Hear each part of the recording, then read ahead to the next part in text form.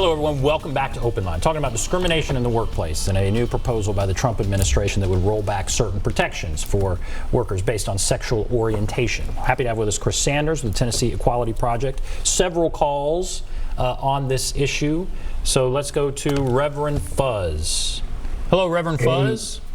Hey, Ben, can you hear me okay? Yes, sir. Go right ahead. Okay, I'm almost lost, but I wanted to, Chris made me, as just listening tonight, enlighten me to be more sensitive, because I was thinking like Lucy, sometimes we seem to be majoring in the minors.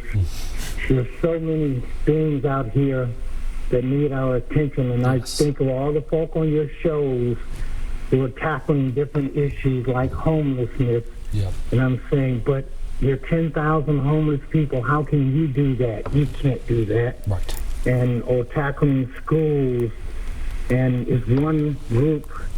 And he made me to say, let me be sensitive to everybody.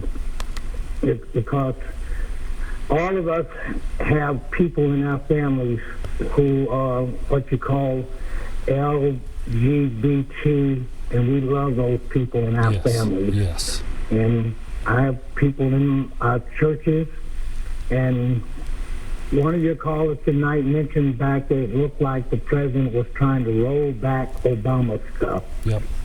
And, you know, I've not thought much about that, but wow, why is this so huge? And this is my final conclusion. And the people I see on the show, I always think they're fighting this way. Why don't they fight?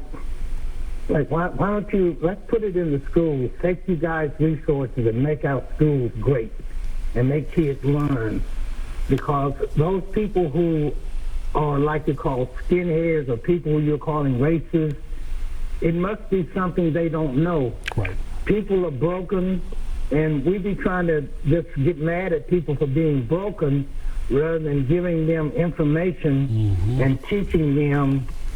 People who went to college are somewhat more tolerant of diversity of things. So why not another way of, let's make our schools great and make our kids learn in school what a society is all about and what people are all about. And thank you. All right, Reverend Fuzz, thank you. He's right.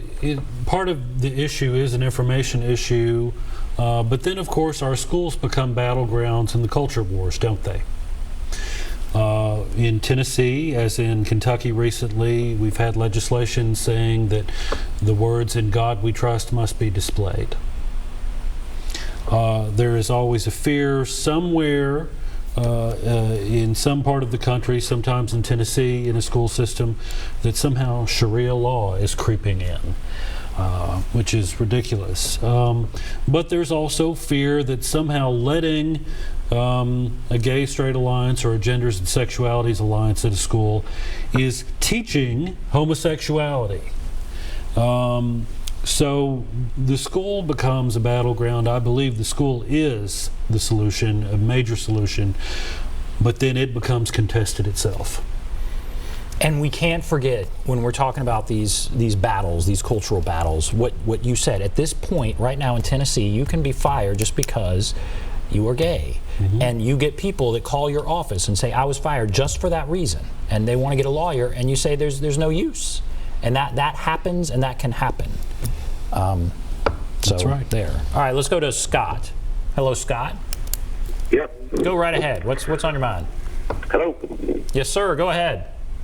Yeah, about protections for the LGBT community. I have a son. He works at a large chain, and he has a lesbian coworker who, you know, she thinks she's one of the guys, and she walks around popping them in their private parts and doing all these things. Before he got there, we found out that somebody else had complained about her doing the same thing, and she's still working there.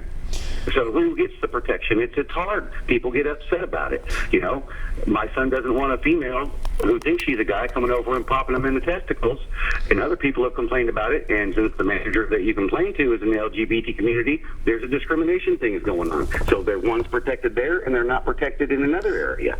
You know, everybody just needs to cool it and, you know, be yourself. Just don't touch anybody. Well, right, and that is sexual harassment. So no one should be popping anyone in the testicles or private parts at work, ever.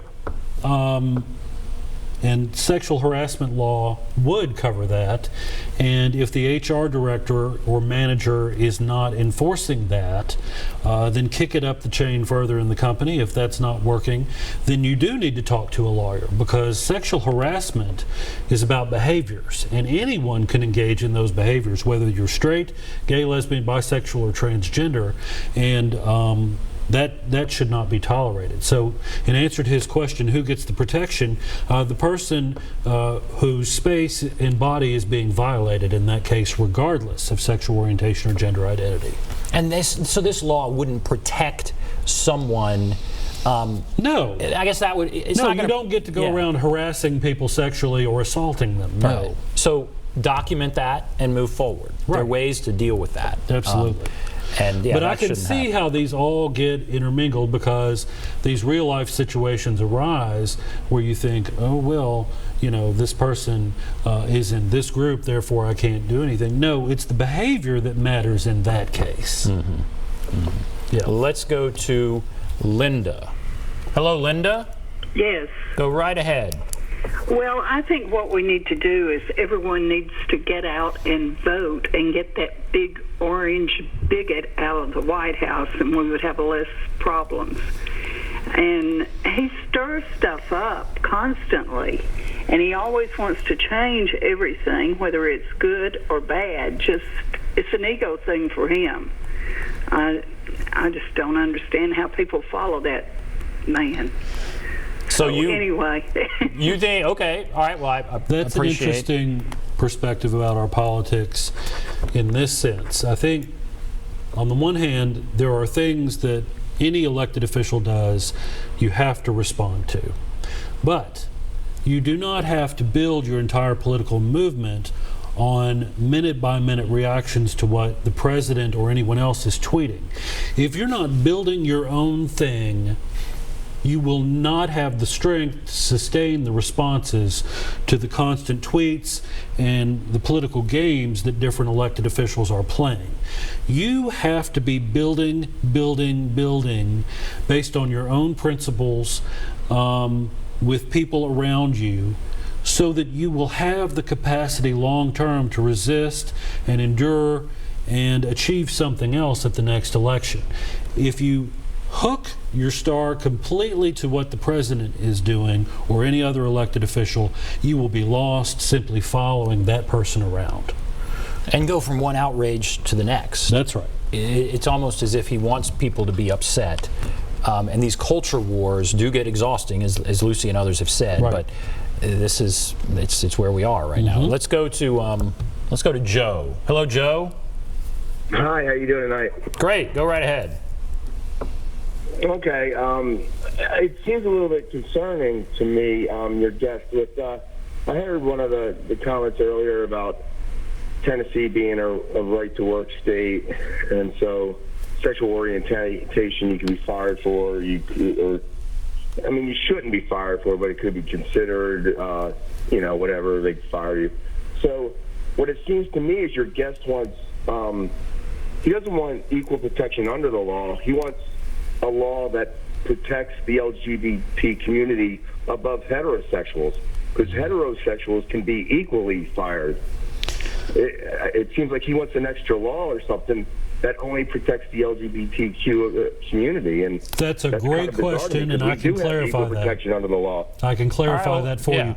We are not seeking special rights. Everyone has a sexual orientation. Everyone has a gender identity, and those are the terms that would be in the law. And that means that you could not be fired for being heterosexual if these laws were put in place. Let me give you an example in Tennessee of how this works. We have a hate crimes law in Tennessee that explicitly includes sexual orientation. And again, everyone has a sexual orientation.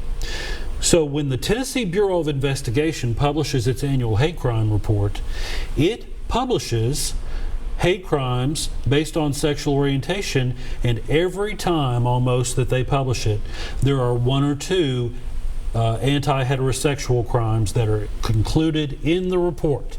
So these words are general and they protect everyone, because everyone has a sexual orientation and everyone has a gender identity. So no, we're not seeking special rights.